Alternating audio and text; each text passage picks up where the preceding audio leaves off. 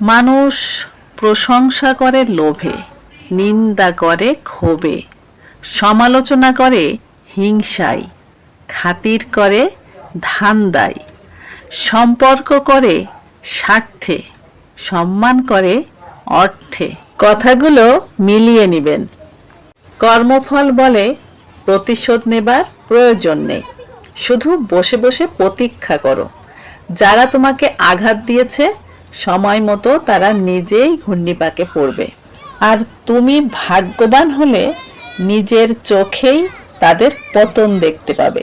ক্ষমতা তখনই প্রয়োজন হয় যখন আপনি খারাপ কিছু করতে চান, অন্যথায় সব কিছু করার জন্য ভালোবাসায় যথেষ্ট।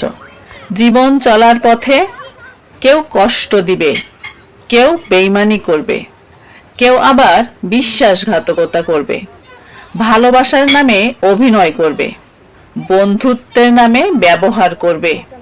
আপনি যত তাড়াতাড়ি বুঝতে পারবেন তত ভালো থাকতে পারবেন।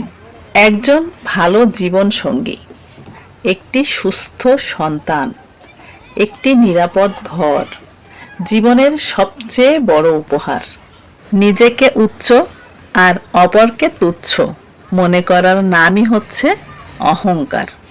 সরল হয়ে ঠকে যাও, তবুও স্বার্থপর হয়ে যেও না। যখন তুমি দরিদ্র থাকবে তখন কেউ তোমার খোঁজ নেবে না। যখন তুমি কঠোর পরিশ্রম করবে তখন সবাই হাসবে, আর যখন তুমি সফল হবে তখন সবাই জ্বলবে।